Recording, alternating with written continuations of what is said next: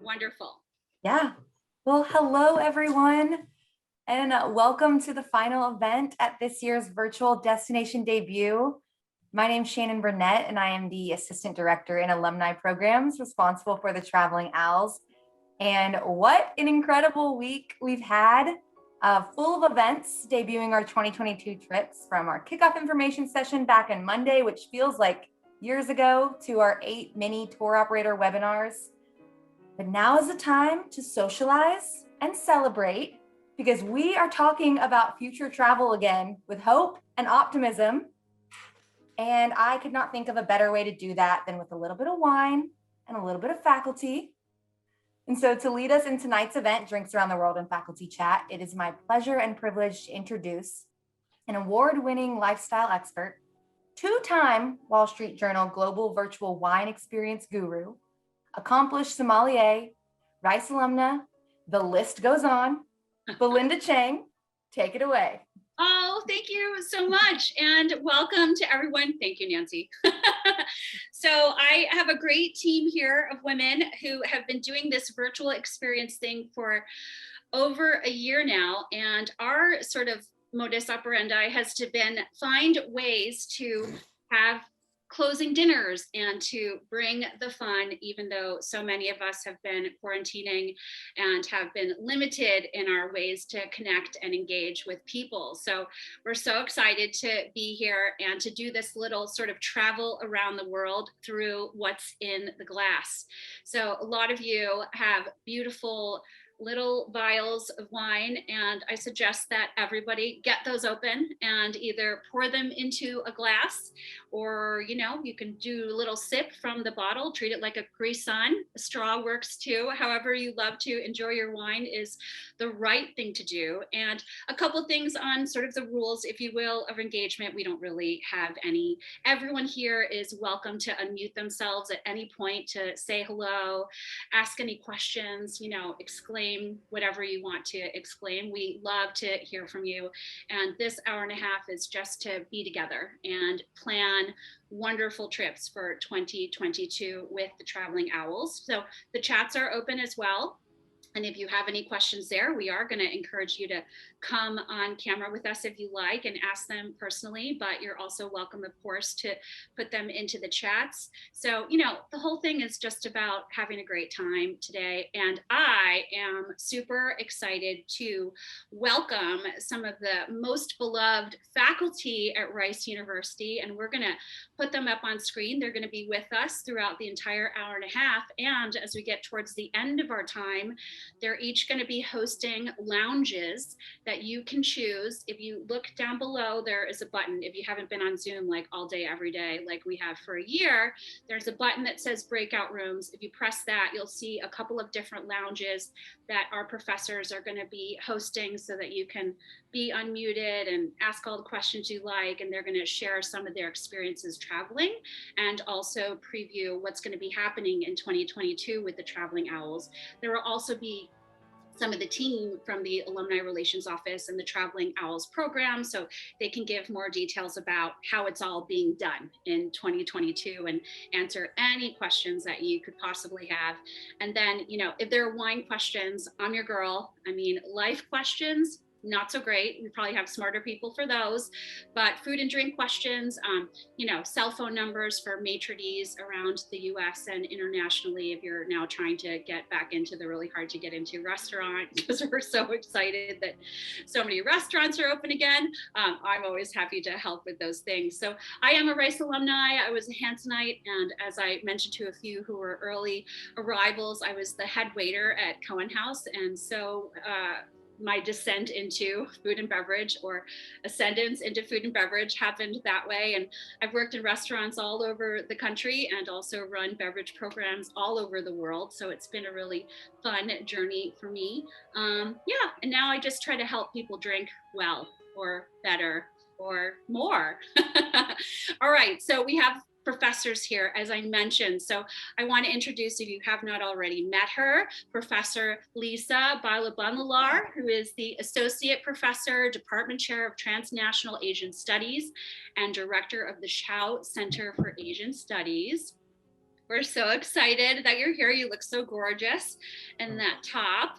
We also have, I mean, needs no introduction, I feel like, Professor John Bowles, who is officially the William P. Hobby Professor Emeritus with the Department of History. Hi, John. We have Professor Elias Bungba, who's the Harry and Hazel Siobhan Chair in Christian Theology, Professor and Department Chair of Religion. So cool, right? So many subjects represented and so many experts and so many things. I mean, these trips, I just can't wait. We also have Professor Sayuri Guthrie Shimizu, the Dunleavy Professor, Family Professor in History. Hi. And we have Professor Scott Solomon, who just told us about eating insects and also feeding them to his college residents. Associate Teaching Professor of Biosciences, who I know has been on a few of these Traveling Owls trips. So these are some incredible experts, and they're here in the chats, and then they'll also be with you in the smaller groups later. You can choose the lounges to say hello, stop in one, stop in the mall. You're more than welcome to sort of choose your own adventure. And now let's have a little fun. So you got a box if you've got a box. And if not, hopefully you have some nice beverage in a glass so that we can first raise a glass. I'd like to anyway. If you would join me, let's raise a glass to the future of beautiful travel and being able to spend time together outside of my apartment and also in these beautiful destinations that are coming up on the schedule for 2022. Cheers to everyone. Oh, smells so good. So here's the dealio. You got 3 wines and you're welcome, like I said, to open them, pour them into any glass you like, or give it a little sip. And I'm just gonna spend a little time telling you about these wines. And again, please feel free to ask any questions. And I thought it would be sort of interesting to taste them the way you would if you wanted to become certified, become a master of wine, become a master sommelier. I know a lot of people have watched documentaries that have that 4-letter word, SOM, S-O-M-M, and learned a little bit about sort of wine culture that way. And I've always thought it was really interesting. I'm not personally a master sommelier. I never went for that accolade, but I have a lot of friends who are. And they have a really interesting way of evaluating wine, which is a nice way to do it when you really want to sort of think about it and travel through what's in the glass. So the first thing you might want to do if you have a glass of wine ready to go, and I'm going to start with the white, which is a Pecorino from Italy, because I know one of these trips, if not more than one, heads in that direction to Western Europe. So you take your glass and you hold it sort of away from you and look at the color and the variation in color if you see that. And what's pretty amazing is if you do that, kind of look at the color, you'll always get some clues about what you might smell in the glass and also what you might taste in the glass. So one of the things I really love about wine is it's sort of for all of the senses. You know, there's that great sound when you get to clink glasses with someone. There's beautiful things to look at, colors and hues and variation. Beautiful things to smell, of course, and also to taste. It's really kind of a feast if you take a little time with it. So I'm going to point my glass away, and I will note that what we're looking for in a white wine is how it reflects light. So you might define a white wine as dull.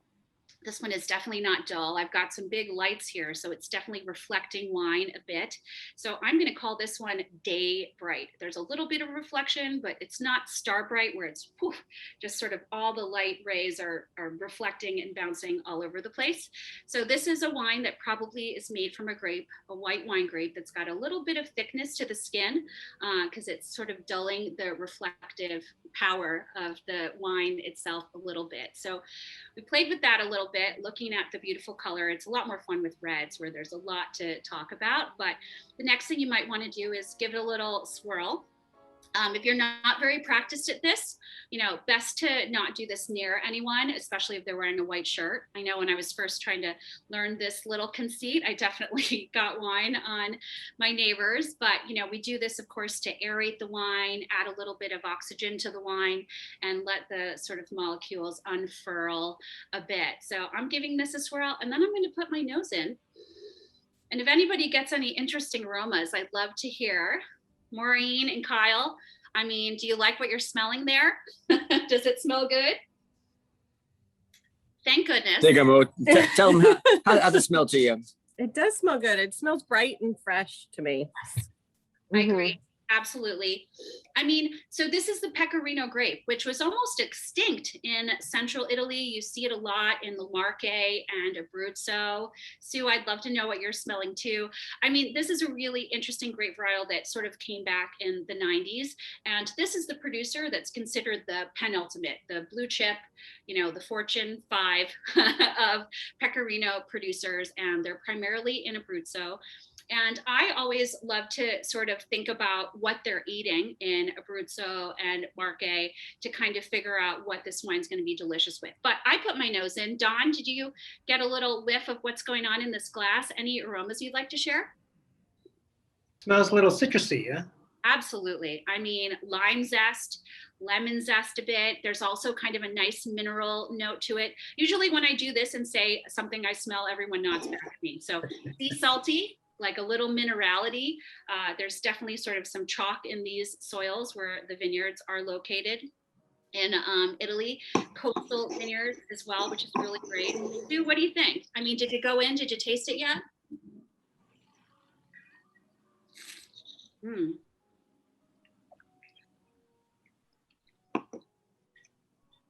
Little honey. Yeah, I love it. I mean, it's got really nice texture. So for those who maybe your favorite wine is Sauvignon Blanc, which usually is really raised to be and crisp and a little lighter on its feet and on the palate, this Pecorino traditionally always has a bit more texture and a bit of richness. And for me, this is like a really great starter wine, a great aperitif wine. And if you look at some of the dishes that you'll see, cheers, you'll see a lot of like Frito misto, and I put like, what else did I put on my spread? I've got a little basil pesto. And I'm actually not doing sort of a basil pesto dish, but I'm just putting it on sweet potato chips because I love those.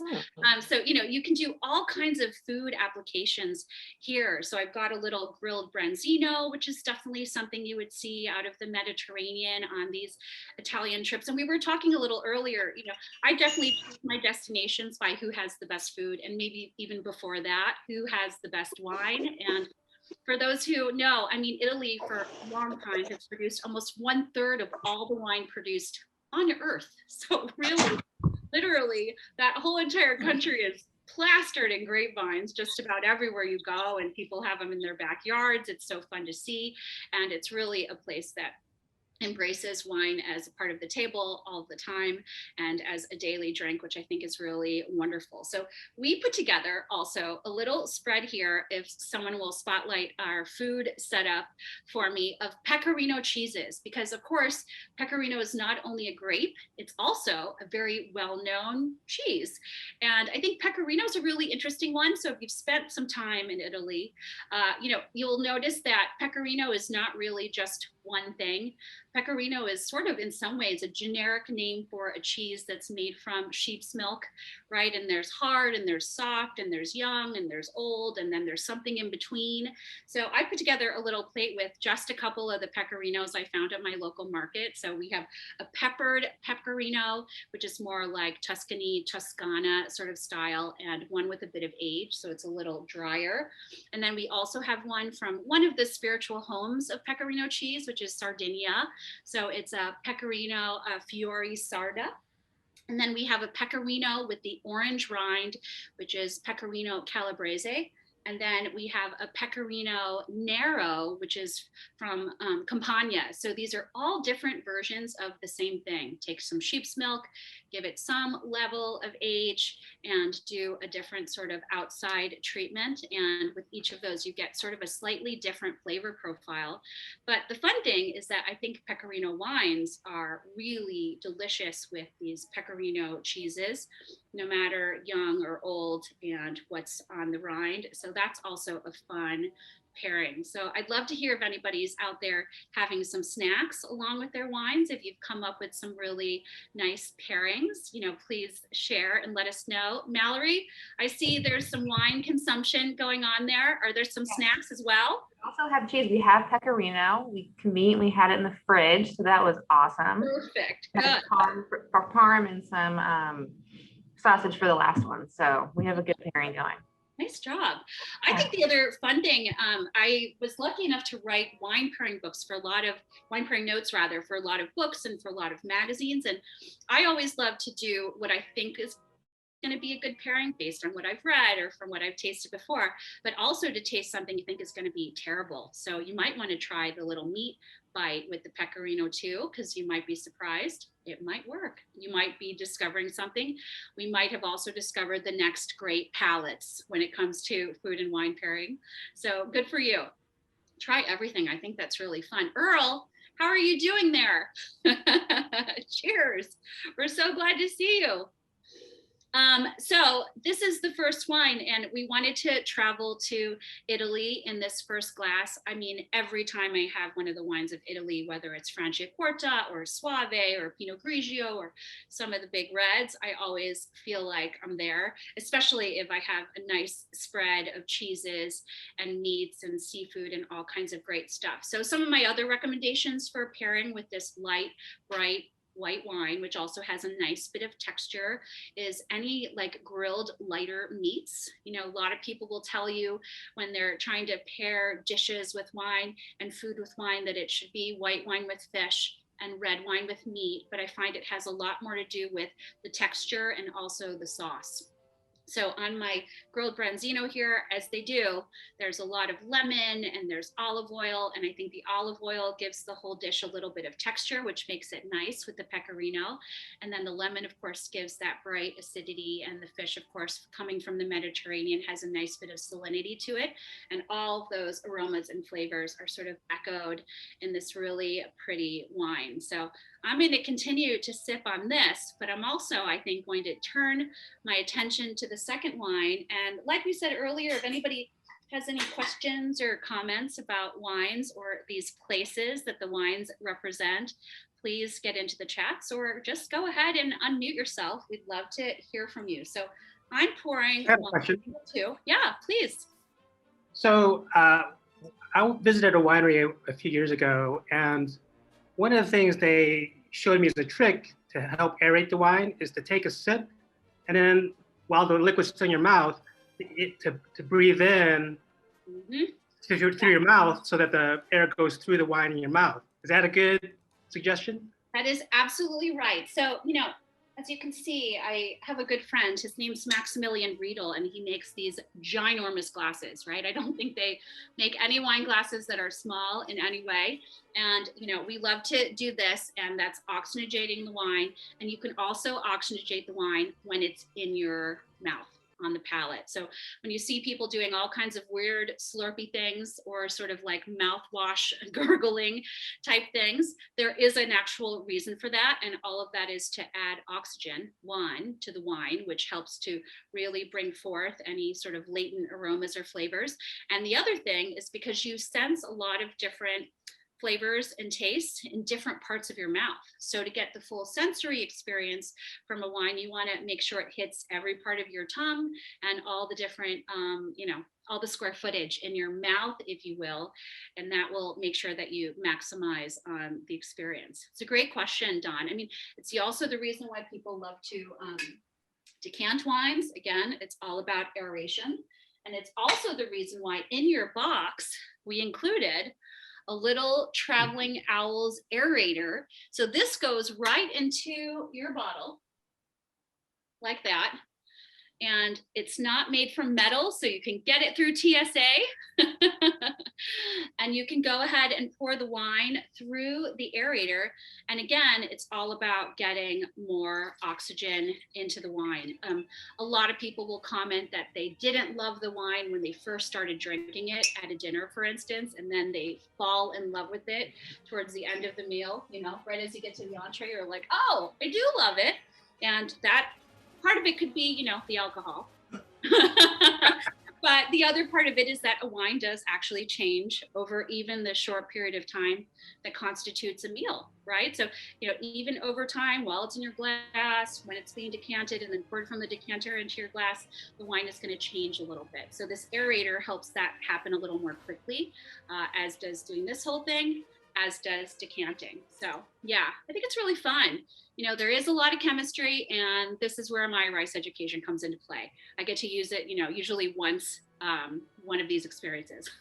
So thank you. You're asking kind of a chemistry question. All right. Belinda, Yes. that's the same sort of thing as occasionally you'll see a sommelier when they're decanting a wine, Yes. pour it back and forth a couple times before Yes. they would serve it on the table. And doing this, and then doing this. And then, yeah, so we actually have all kinds of terms for that. There is sometimes a call for double decanting, which would be decanting into the bottle. And then sometimes if the bottle has a little bit of sediment, they might give the bottle a little bit of a rinse to get out any of that kind of sandy particulate bit, and then pour it back in. So that, you know, when you've ordered sort of a really fantastic bottle of wine, you know, sure, it's fun to have it from the decanter, but it's also fun to sort of admire the label, which, by the way, this is the label for the Cocci Grifoni, which is the name of the winery. And these are the Pecorino specialists. This is actually a single vineyard wine called Ofida. And like I said, it's a Pecorino wine, which is so fun. But you know, if you're getting some crazy bottle, you want to have this beautiful label kind of staring at you. And so everybody in the room also knows the fabulous bottle that you ordered. So that's where double decanting can come in. So it's just all about adding oxygen, which is actually a great point going into the next wine. So we're going from Italy to Greece, because I know one of the trips takes the group to Greece, and Greece is amazing for food, of course. And also I've fallen in love with this grape variety. As a sommelier and a big wine buyer for many years, a lot of these countries and their marketing entities will try to lure you to their vineyards and their wineries to learn more about them and hopefully fall in love with them. But this particular wine is made from a grape. You know, if you're looking at a wine list at a Greek spot that has all Greek wines, you've got Acertico and Muscofilero, and then usually the one that's at the higher end is the Zino Mavro. Because I guess whereas Cabernet is maybe the king of Napa Valley wines, it's the most expensive. If you're looking at sort of the price per ton, and usually is also the most expensive on a wine list or in a wine shop, Zino Mavro is kind of the king for grape varieties in Greece, and it ages like a beast. So I was really excited to bring you this wine that has a bit of bottle age. It's a 2016 Zino Mavro from a producer called Kyriani. And Greek wines are so fun. I think they're so interesting. I also think if anybody here is sort of a wine collector and loves Italian reds like Barolo and Barbaresco, to me, this one kind of acts like an aged Nebbiolo, right, Joe? I mean, wow. So it's really fun to look at the color and the appearance of a wine when it's got a little bit of bottle age. So what we're looking for here is that it's a little darker in the center and kind of fades out towards that watery meniscus. I learned that at Rice too. You know, so that tells us that we've got a little bit of bottle age here, because that sort of delineation between that watery meniscus, which tells us slightly cooler climate, also tells us that this is a wine with a bit of bottle age. If we were doing a blind tasting and we wanted to sort of talk about what we're learning about the wine just by looking at it. And then on the nose, I mean, this is so fun because, you know, the first wine, the Pecorino, is a little more youthful, and it had like very forward kind of citrus and fruit aromas and also flavors. For me, this one, and this is the one to sort of throw down with the snotty sommelier when we're faced with those again. Not me, but you know, those other ones. This one is definitely into sort of what we call secondary and tertiary aromas. So when you have someone sort of talking about a wine and they're saying things like cedar and tobacco and tar and cigar box, those are sort of aromas that happen when a wine has a little bit of bottle age. And I think we're definitely getting some of those here. I mean, I definitely get kind of cedar and a little bit of tobacco leaf and some of those kind of more edgy aromas that can only happen in a wine when it's a little older and it's had a bit of time in bottle. Again, this is a 2016, the grape variety is called Zino Mavro. And I already feel like I've tasted it, even though I've only been really appreciating the aroma. It also sort of reminds me of a diptyque candle, this big candle collector, all pandemic and burner, I suppose. But I love this wine. So it's fun. I hope everybody who has it is enjoying. And I know that we're putting links to the websites for the wineries into the chats if you want to investigate a little further. And most of these are pretty hard to find.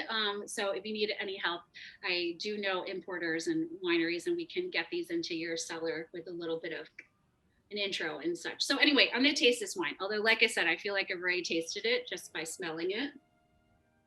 Linda, I know that you would never do this, but I had a sommelier tell me that the Orvieto wine I had ordered referred to the type of grape and had nothing to do with the town where it was made. So when we had our after trip party, I managed to bring a bottle of Orvieto wine from Orvieto, Italy, and she did not get a tip. Oh no, that's not good. I mean, I've trained a lot of sommelier teams all over the world, and our big thing is, never BS. Like if you don't know the answer, just tell them you don't know the answer, and then run back to the cellar and Google it and get them the answer. But yeah, problem here was she knew the answer. It just happened to be did not happen to be the right answer.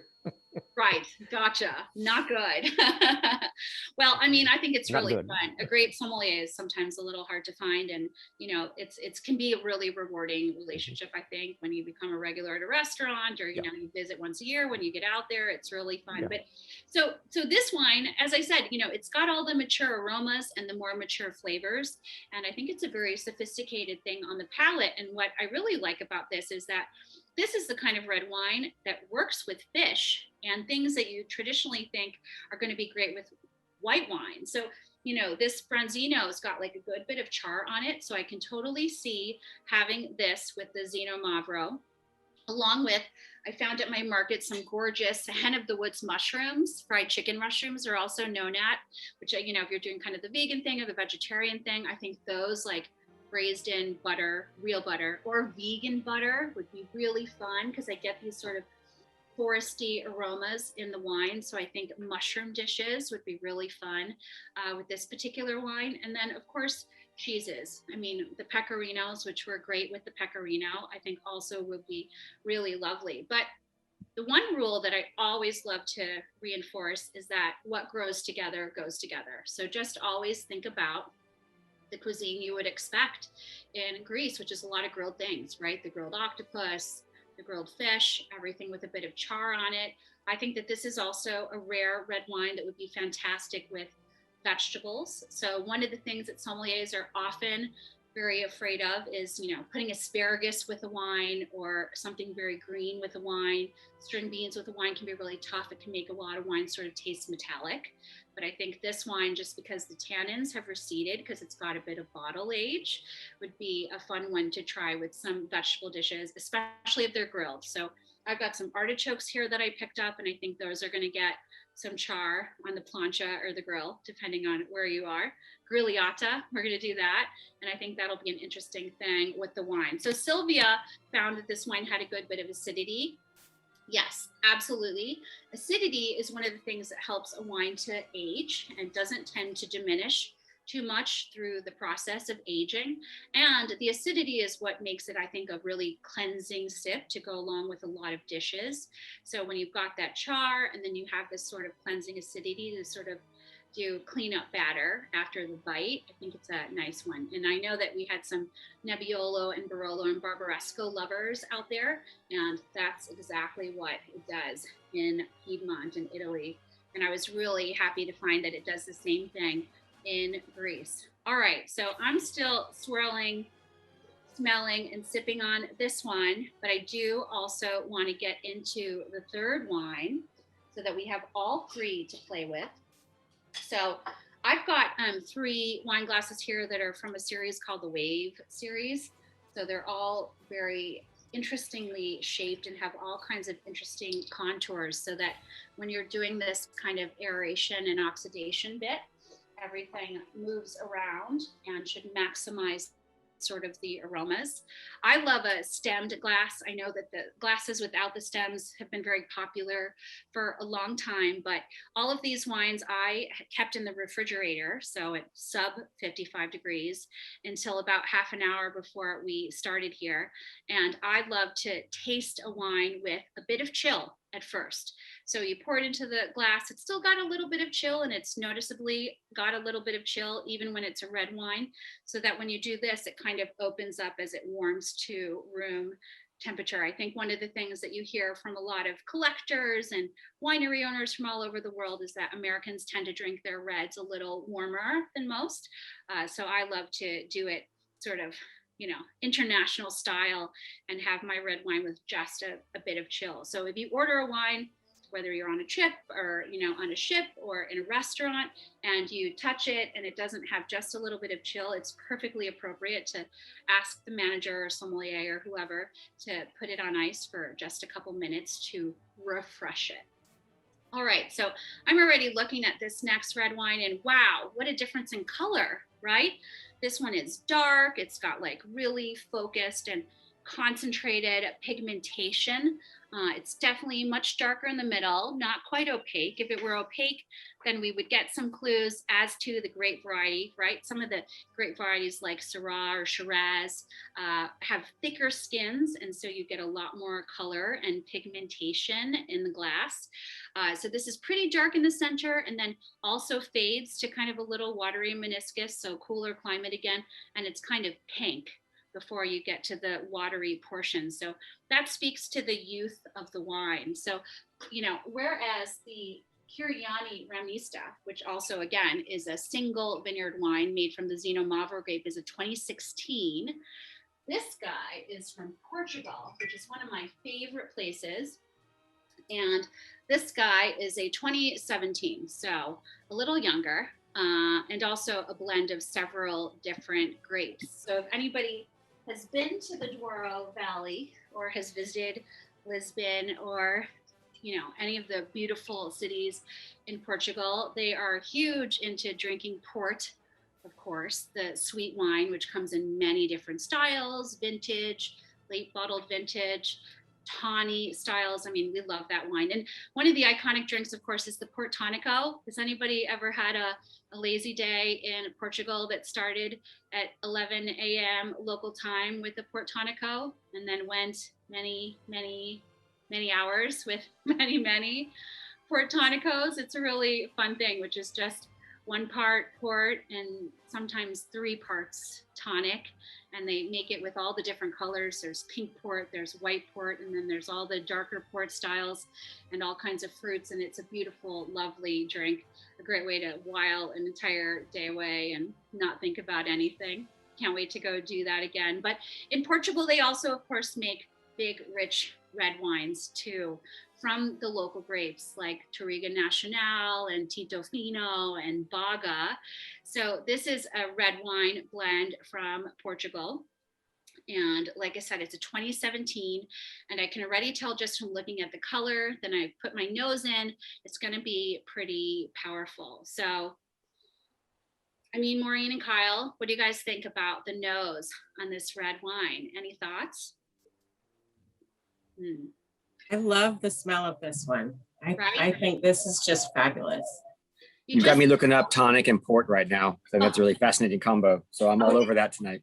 So good. And it's a really it's an easy, it's like a gin and tonic, but without Yep. all the herbals. You get a little bit of sweetness, so you don't have to do any simple syrup or anything like that. And they add like every kind of fruit, every kind of accoutrement, every kind of, get your garnish game on. They'll serve it in wine glasses like a gin and tonic or in tall Collins glasses. And it's like refreshing and delicious. And there's usually 6 or 7 of them on every sort of bar menu where I've been in the Douro. We're going for 7 tonight. That'll be good. Nice. I love it. Cheers to that. You can text me later. I'll let you know. You let me know where you are in the. Okay, so this red wine to me, this big red from Portugal, from Convento do Paraíso, which is a blended red. So there's a great tradition of Bordeaux winemakers from France going to places like Chile and Argentina and also to Portugal, because there was this crazy blight back in the day called phylloxera, where people's vines just all up and died because of this little ugly worm-like louse. And so a lot of winemakers went to other parts of the world. So they did plant Cabernet and they did plant Merlot, and they did sort of take their blending technology from Bordeaux into Portugal. But they also did things like really rediscover the indigenous grape varieties and do things like this. All right, so I mean, this one to me is like tarry and cherry and chocolatey.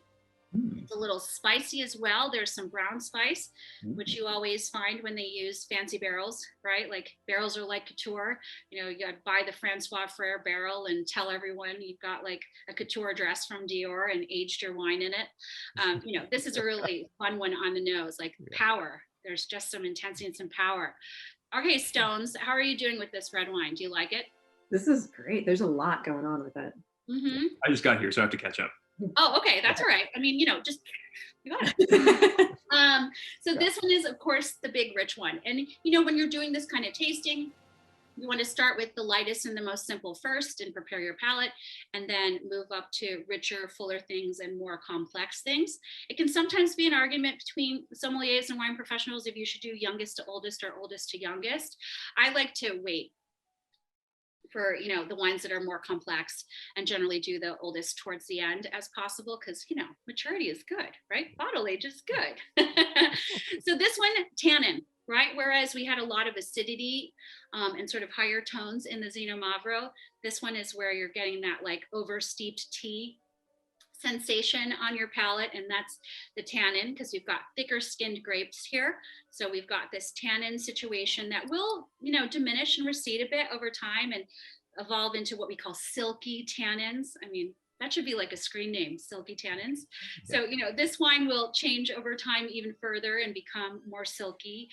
But I love it now because where it is right now is amazing with like the lamb chops that I got from my Greek place that we shoved pesto onto because we're going to just eat them with our hands like chips pretty soon. And, you know, I think this is the meat wine. Right. So, you know, if you're thinking about what they eat in Portugal, it's like meaty stuff.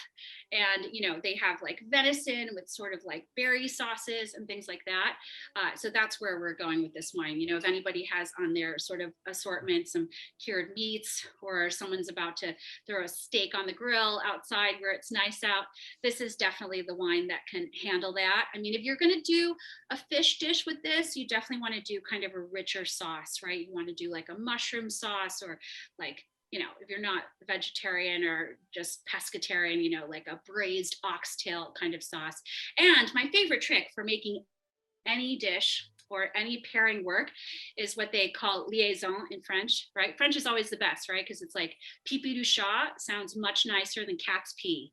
It's a very classic term for describing New Zealand wines, like pipi du chat. Do you get that? Right? Where you're like, cat's pee. Do you get that in the glass? Not as fun. But, you know, I think liaison is where if you have a dish and you're like, oh God, I really want to do this with this wine, dump a little of the wine into the dish while you're cooking it. And then people are going to be like, oh my God, I got like echoes of all the notes that I got in the glass in your dish. Wow, how did you do that? So that's a surefire way to be a super rock star once we're all having those dinner parties that we'd love to have again. And, you know, if you're on one of these trips and you were the one who ordered the wine for your table and you're afraid it's not going to match when everyone has that, when they're turned away, just dump a little wine into the dish. I'm not going to say that I've never done that before. So, but Belinda, going back to Greece, I noticed you did not ask us to taste ouzo tonight.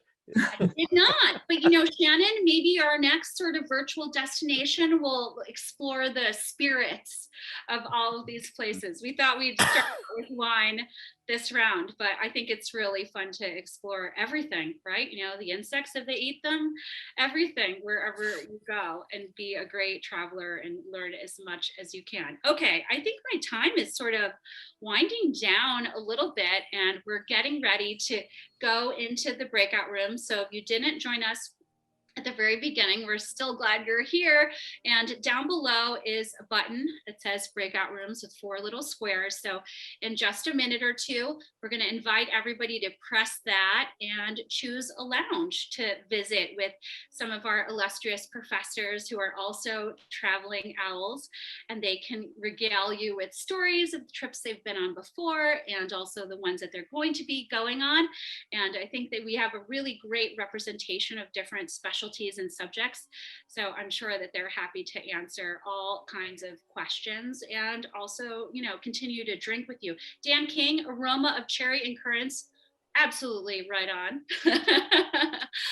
All right, so I want to bring all the professors back if there aren't any other questions.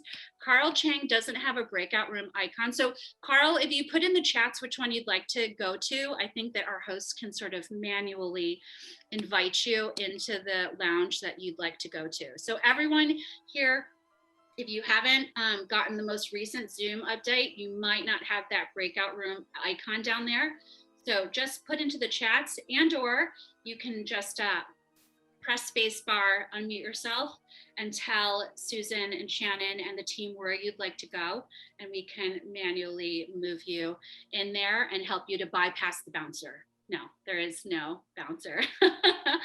But Scott Solomon says sardines. Yes, absolutely. Grilled sardines with this Portuguese wine is pretty great. And Sylvia, thank you for the comments on the wine. I'm sorry you didn't like wine number 2. You need a bite of something, because that's going to change it. Definitely, when you have a bite of something with a wine, sometimes 1 + 1 can then equal 5 or 10 or heaven in my world. So, you know, see if you have something that's gonna be a nice snack. It just seemed very strong. Yeah, it's definitely strong. It has a good bit of alcohol. It's a big, rich one. And I think it's kind of fun, but you know, like, listen, this is all subjective, of course. All right, gang. So I'm gonna bring all of our professors back on screen with me, because we're gonna get ready to send everyone into the lounges. And like I said, if you wanna hang out with me on the main stage and continue to chat wine, I'm here too. I haven't been on a traveling owls trip yet, but that is soon to be remedied in just a couple months. But so Professor Lisa is going to be in Lounge 1. Lisa, what are you going to be talking about? Well, anything anybody wants to talk about, but the trips that are being planned at the moment include a long journey across northern India, to hit major pilgrimage sites for Hindus, Sikhs, Muslims, and Jains. It's going to be an extraordinary journey. And then the trip after that will be Central Asia again. And I see lots of good friends here. So I just want to say hi to people I've traveled with in the past. It's lovely to see you again. This is so fun. I mean, the Race Traveling Owls community, it's a family, I'm learning, which is really cool. Unfortunately, my destinations never have good wine, but we manage to drink pretty well and regularly anyway. Right. I mean, in Asia, you like get a little baijiu or something, right? Maybe sake on a list or two. Central Asia and India. Right. No good options, but we make do. That's a no-no. I mean, I can help everybody pack some flasks. Sneak them in. At least given the COVID situation in India, what are the chances that trip will actually go? You know, Earl, it's not for 1.5 years, and I have every confidence that by that time we're going to be in great shape and India will have repaired itself. It's a terrible tragedy at the moment, as are other parts of the world right now. But I feel strongly that 1.5 years from now, we're going to be looking at a very different situation. I hope so. Well, I'm about to sign up for my 3rd attempt at a trip to Costa Rica. Oh my God. Oh, may the force be with you. I mean, Star Wars Day was a couple days ago, but. Right. Well, thank you, Lisa. So Lisa is going to be in lounge number 1. Professor Bowles and Professor Bongba, can we bring you to screen, and maybe you can share with everyone what you're going to be, you know, chatting about in your lounge, which is lounge number 2. Well, I'm going to be, my trip is called Jefferson in France. People don't associate Jefferson with France, but Jefferson was American ambassador to France, 1784, 1789. So we're going to be going to places and seeing things that Jefferson saw. And I'm going to be talking about how Jefferson responded to those things, what he liked, what he didn't like, and the way that Jefferson was an ambassador, both of American values to France and French values and aesthetics and so forth back to the United States. I have to say that my trip does emphasize food, architecture, and history and so forth. And once I did, this would be my 4th or 5th time to do this trip, Jefferson in France. And one of the times, Rose Sundin, who was then in charge of travel, told me that she had one complaint about my trip. and it was, quote, too much history, not enough wine. There were stops every 2 or 3 days for vineyards and so forth. And it was clearly Jefferson in France. So I thought, well, what did you expect? But anyway, too much history, not enough wine. Too much history. I mean, wine is history. Intertwined. Yeah. Jefferson was into wine. If I can chime in, my wife Beth and I have been on that trip with John, and it was fantastic. And we got plenty of wine in addition to our history. Good. Yeah, that was my experience also. And if you can spend several days in France and not find enough wine, you're not looking. You're doing it wrong. Yeah. Thank you, Professor Bowles. Professor Bongwa, so can you tell us a little bit about the trips that you're excited about and what you're excited to share? We're going to get you unmuted real quick first. I'm going to press the button and then you're going to press a button and then we've got it. Perfect. Okay, good. It's good to see everybody, and the talk about the food and the wine is really fascinating. The trips that I have been on, especially to Southern Africa, I need to say to everybody, you should have been on those trips because you have all the good food, you have all the wine. So much great wine there. I mean, yes, Southern Africa is probably one of the top wine producing regions of the world, but most people do not know that. But what usually fascinates me is that you have a different kind of story when we travel in Africa. Most of RISE alums are interested not only in history, but they're interested in cultures. They are familiar with African American culture. They want to get a lot of African culture. So there are events in smaller villages, and a lot of them that come in the real sense as do-gooders, because when we hit Victoria Falls, which you have as my background, there is a school that all of them love to go to. They do things for that school, they bring books for that school, and so it's always a very learning experience. When we get to a place like South Africa, there's a lot of contrast, but a lot of similarity with the United States. There are lots of all kinds of questions about race relations, but they also are fascinated to see how somebody like Nelson Mandela turned the country around and brought peace in a region that was very turbulent. I'm very excited about the future trip because it takes us to one of the oldest monarchies in Africa, probably one of the oldest monarchies in the world, Ethiopia. And if the alumni office does it well, we may also be transitioning, and I know they're going to do well, through some of the greatest migrations of animals in Eastern Africa. Tanzania, I am told, is a place where you can find almost all of the wildlife that you can find on the continent. It is just an amazing place.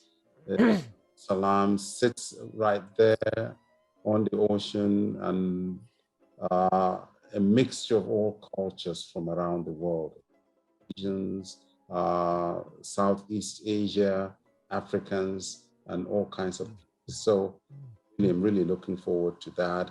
And just one thing, I find that most of the people that go are very interested in African religions. And so they ask a lot of questions. Some of them have been part of groups that support missionaries. So they've educated about those things. And I find that most of the time I can't teach them anything because they know those things. And most of them are part of aid groups, international organizations, and are very well read about the conflict and the crisis, but also new developments in Africa that is really changing and shaping the continent. I'm really looking forward to this next trip.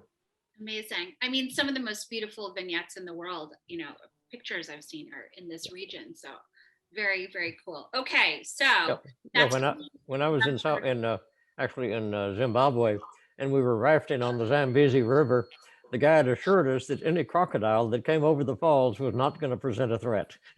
Right. That assured us. I mean, we're going to be ready for that. Right. All right, so we have lounge 1 with Professor Lee's side, John and Elias will be in 2, and then lounge 3 is going to be Professor Shimizu and Professor Scott Solomon. So we'd love to bring you guys up and hear from you what they're going to be chatting about in your lounge. Do you want to go first? Why don't you go ahead? Okay, I teach in the history department, and my specialty is actually the history of the United States relations with the wider world, the history of US foreign relations. So in my past travel talks, I tended to emphasize war and peace. And usually when you are visiting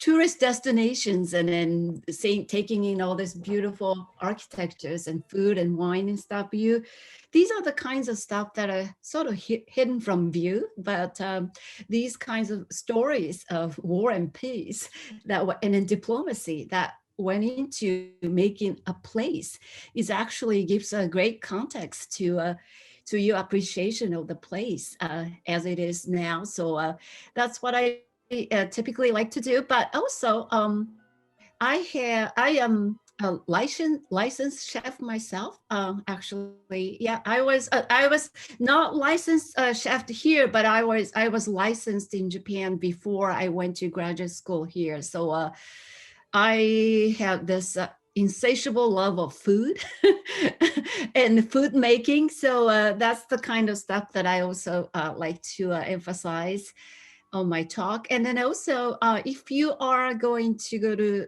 Japan trip a year from now, I think fall 2022, I was the first Japan trip 2 years ago.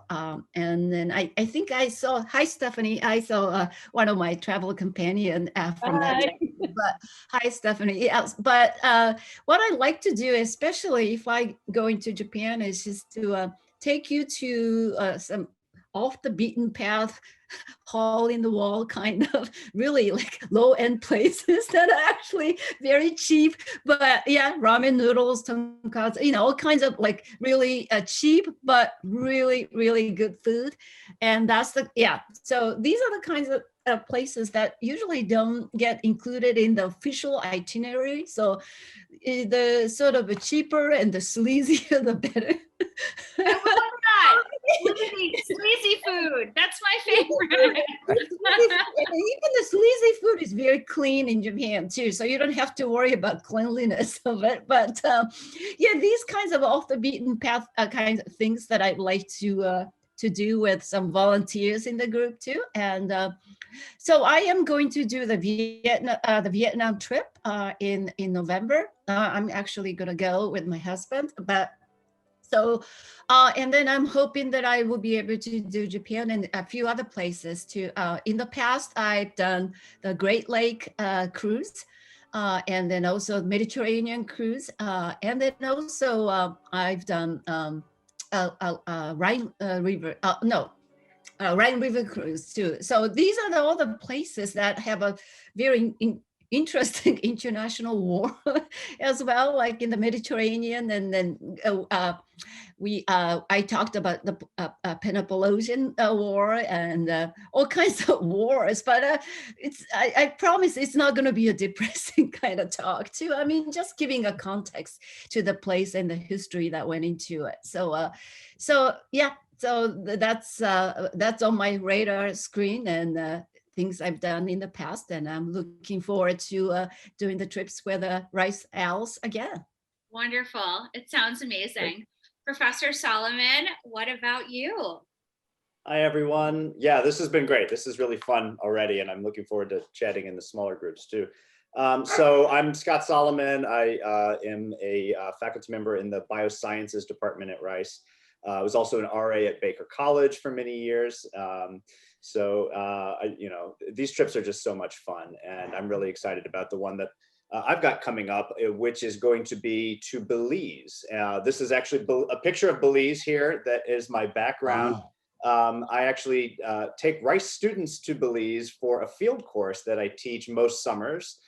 We haven't been able to do it during the pandemic, of course, but most summers I take a group of students and we spend a week in the rainforest and a week on an island, this island, doing coral reef ecology. So field biology is kind of my thing. I love taking people into wild places and looking for creatures and just exploring and seeing what we can find and you know, learning about it. And so some trips that I've done in the past, I mentioned earlier the Amazon trip where we were cruising along the upper Amazon and seeing macaws and river dolphins and anacondas. Wow.